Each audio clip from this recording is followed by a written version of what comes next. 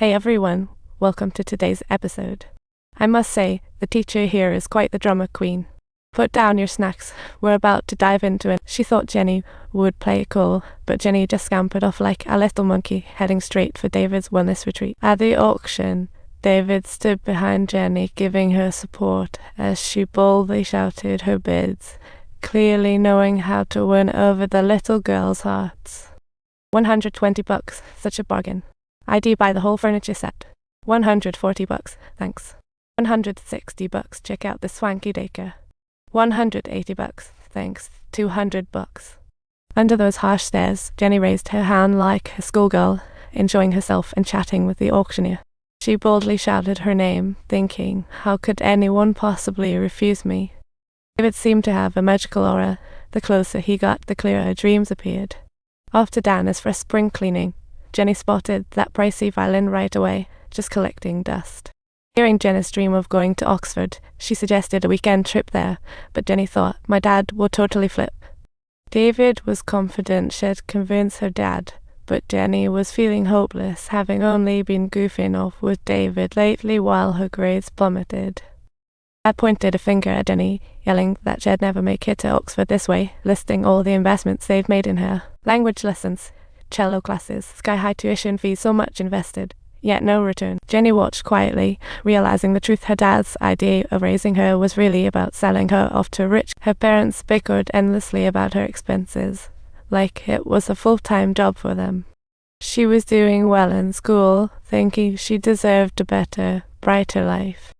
Just like she saw with David, he showed up on Friday, chatting and drinking with Jenna's parents. With laughter, Jenny found it unbelievable David lied about being an Oxford grad. Jenny didn't call him out. Instead, she played along, and David invited her to Oxford, claiming a famous writer was his mentor. Mom couldn't resist such temptation, and just like that, Jenny was whisked away again. Under Helen's guidance, Jenny was reimagined, still looking like a little girl. They hit up a pub near Oxford, where Helen joked that all the girls are plump little four-eyed creatures. She blamed the local culture, puzzled why Jenny felt the need to study here. That night, David sneaked off without Helen, and Jenny understood what was going down. Jenny laid it out for David, but little did she know he was actually respecting her wishes. David was so non-threatening, Jenny mistook it for respect towards her maturity. But the next day, they ended up at a strange apartment. David and Danny hopped out for a little business talk, and Jenny was on high alert. When Danny barred her from following, Jenny swallowed her curiosity. By the time they returned, Jenny was pretty sure they'd been up to no good. Clever Jenny figured it out. David's business was actually stealing antiques to sell. She couldn't accept the shady operation, remained silent on the way back, and as the car halted, she firmly declared she had to go home. David chased after her, launching into a defense, claiming it was merely an art revival, no biggie. It should be alongside us, needing close supervision. We explain it. Yes, don't speak. Jenny, you deserve better. His excuses were futile, and Jenny decided to lay it all out. That's just an old lady scared of colour, so we moved the colourful ones out. I snagged the houses for cheap. That's my gig.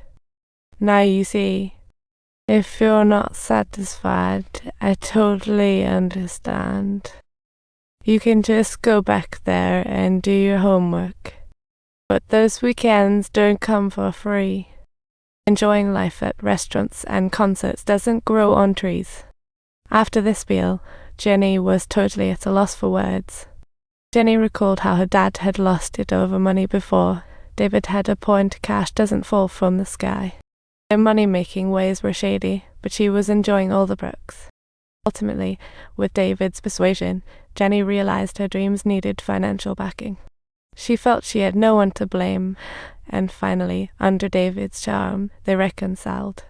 That evening, David dropped her off, but at the door, he lingered. Who would have thought her life could be so non-boring? Action is character, her English professor used to say. If we don't do anything, we won't be anyone. Before I met you, I was simply doing nothing. Sometimes I feel like no one in this silly country has done anything except for you.